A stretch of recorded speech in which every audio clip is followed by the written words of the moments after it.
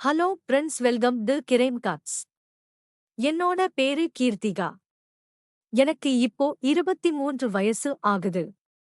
நான் காலேஜ்ல second year படிச்சிட்டு இருக்கப்போ வீட்ல நல்ல வரன் வந்திருக்கு. இதை விட்டா அடுத்த வரம் கூடுறது ரொம்ப கஷ்டம். அதனால நீ கல்யாணம் பண்ணிக்க, ஒரு வருஷம் படிப்புதானே இருக்கு. ராஜேஷ் அம்மா வீட்டுக்கு போயிட்டு முடிச்சுக்கலாம். நாங்க அவங்க கிட்ட பேசுறோம்னு அம்மாவும் அப்பாவும் சொன்னதை கேட்டு நானும் கல்யாணத்துக்கு சரின்னு சொன்னேன். பொண்ணு பாக வந்த அன்னைக்கு தான் முதன் முறையா ராஜேஷ் பார்த்தேன். பார்த்ததுமே 2 பேருக்கும் ஒருத்தர் ஒருத்தர் ரொம்பவே பிடிச்சு போச்சு. தனியா பேசவும் ஒரு சான்ஸ் கிடைச்சுச்சு. ஆனா அப்போ எதையுமே ராஜேஷன் கிட்ட என்னால பேச முடியல.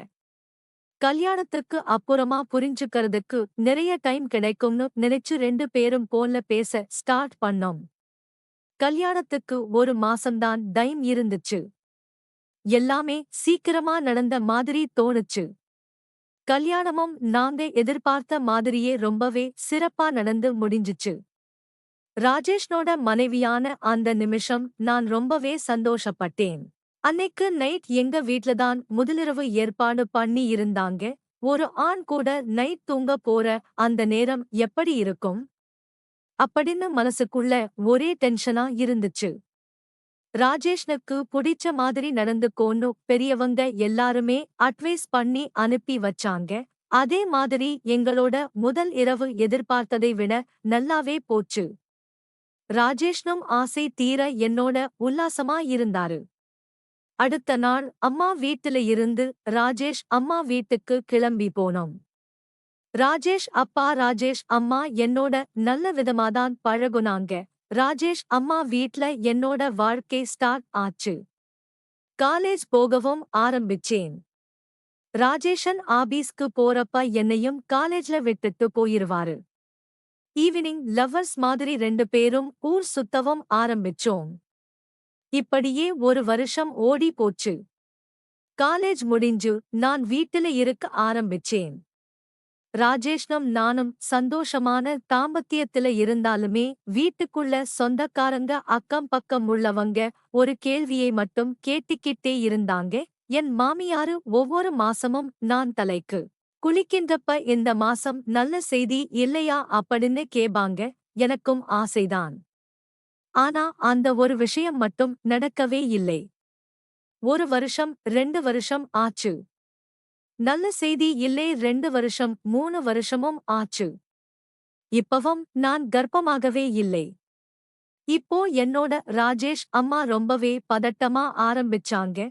3 வருஷமா மருமக முழுகாம இருக்காளேன்னு அவங்க ரொம்பவே கவலைப்பட ஆரம்பிச்சாங்க. ஒரு நாள் என்கிட்ட வந்து, கீர்த்திகா, நானும் இவ்வளவு நாளா நீ நல்ல செய்தி சொல்லுவேன்னு வெயிட் பண்ணிக்கிட்டுதான் இருந்தேன்.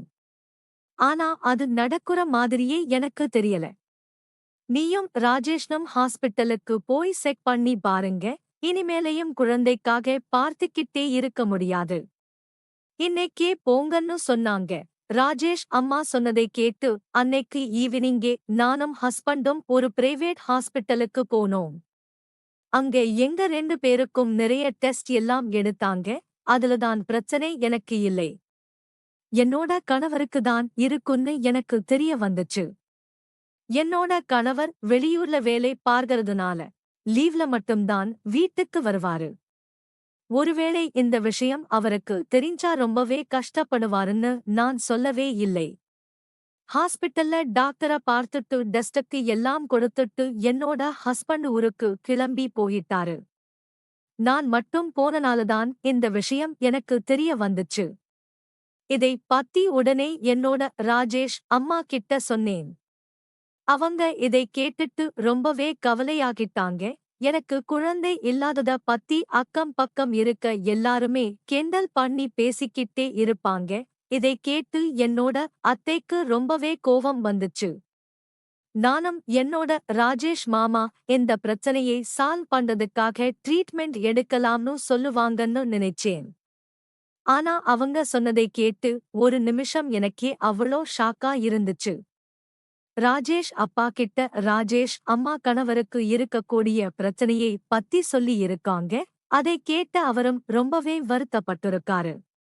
மருமக வயசுல நம்ம குடும்ப வாரிசு வரணும். அதுக்கு நீங்க தான் ஏதாவது பண்ணணும்னு சொல்லி இருக்காங்க.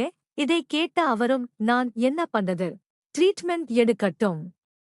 அப்ப சரியாகும் தானேன்னு சொல்லி இருக்காரு.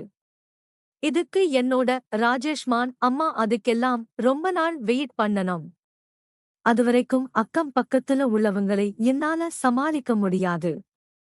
அதனால நீங்க மருமக கூட உறவு வச்சுக்கிட்டா சீக்கிரமே அது நடக்கும். நமக்கும் நம்ம வாரிசு வந்துரும்னு சொல்லி இருக்காங்க. இதை கேட்ட அவரு உனக்கு என்ன பைத்தியமா? மகனோட மனைவி கூட நான் எப்படி அப்படி இருக்க முடியும்? அதெல்லாம் தப்பு என்னால முடியாது அப்படின்னு சொல்லி மறுத்திருக்காரு. ஆனா ராஜேஷ் அம்மா பேசி பேசி அவரோட மனசை மாத்தி இருக்காங்க. என்கிட்ட சொன்னா நான் ஒத்துக்க மாட்டேன்னு நினைச்ச அவங்க நைட் டைம்ல எனக்கு பால தூக்க மாத்திரையே கலந்து கொடுத்து மாமனாரை ரோங்க அனுப்பி வச்சிருக்காங்க. எனக்கு சுயநினைவே இல்லாதப்ப ராஜேஷ் அப்பாயம் கூட தினமுமே உறவு வைக்க ஆரம்பிச்சிருக்காரு. இதுக்கு ராஜேஷ் அம்மா ஃபுல் சப்போர்ட் பண்ணி இருக்காங்க. ஒவ்வொரு நாளுமே காலையில எழும்புறப்ப உடம்பெல்லாம் யாரோ அடிச்சு போட்ட மாதிரி ரொம்பவே வலியாதான் இருக்கும். திரஸ் எல்லாம் கலைஞ்சிருக்கும். சில நாள் இதை நான் பெருசா எடுத்துக்கவே இல்லை. இப்படியே 2 மாசம் ஓடி போச்சு. என்னோட உடம்புல ஒரு சில மாற்றங்கள் வந்தத நான் உணர ஆரம்பிச்சேன். அடிக்கடி எனக்கு வாந்தி மயக்கம் ரொம்பவே டயர்டா இருக்க மாதிரி ஃபீல் பண்ண ஆரம்பிச்சேன். ஒரு டாக்டர் கன்சல்ட் பண்ணோம்னா பரவாயில்ல அப்படின்னு நினைச்சு ஈவினிங் டைம்ல ஹாஸ்பிட்டலுக்கு போனேன். அங்க டாக்டர் சொன்ன விஷயம் எனக்கு ரொம்பவே ஷாக்கா இருந்துச்சு.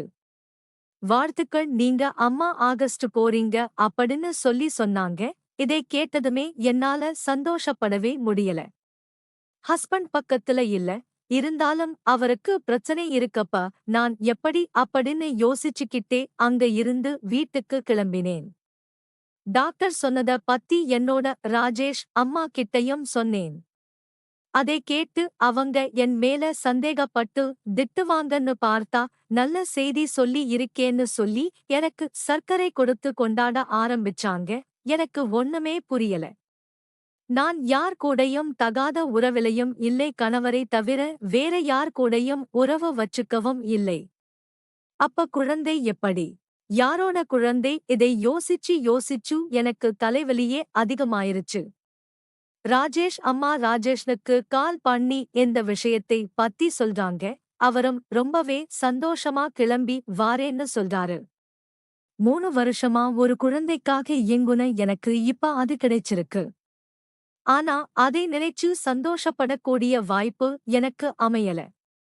இப்படியே 2-3 மாசம் ஓடி போச்சு. கணவர் அப்பப்ப வந்துட்டு என்னை பார்த்துட்டு போவாரு.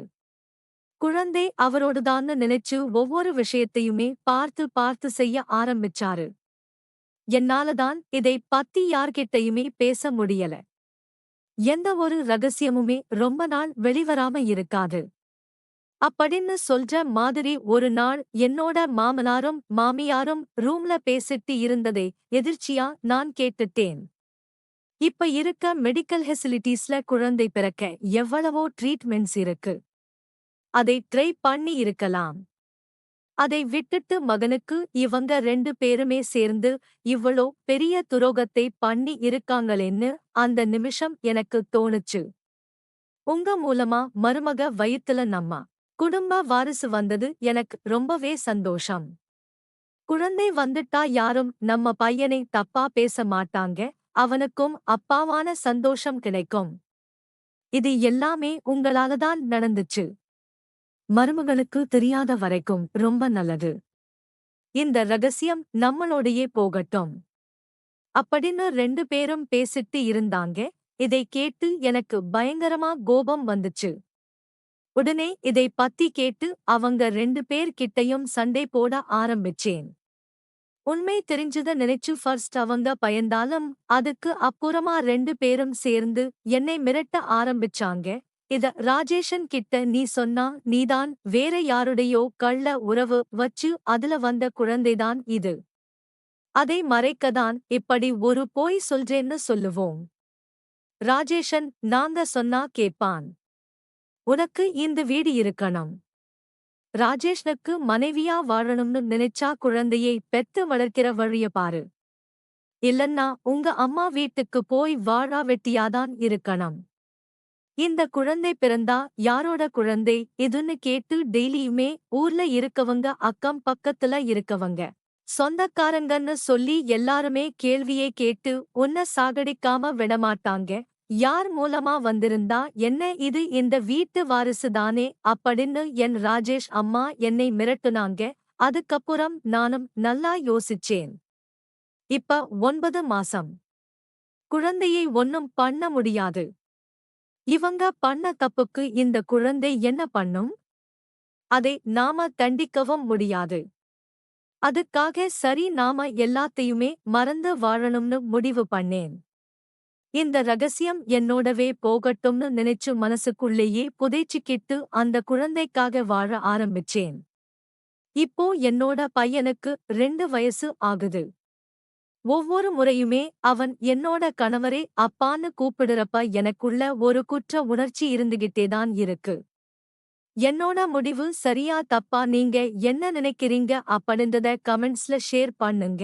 இது போன்ற கதைகளை கேட்க மறக்காம நம்ம சேனலை சப்ஸ்கிரைப் பண்ணிக்கோங்க. அடுத்த இன்னொரு கதையில் சந்திக்கலாம். நன்றி.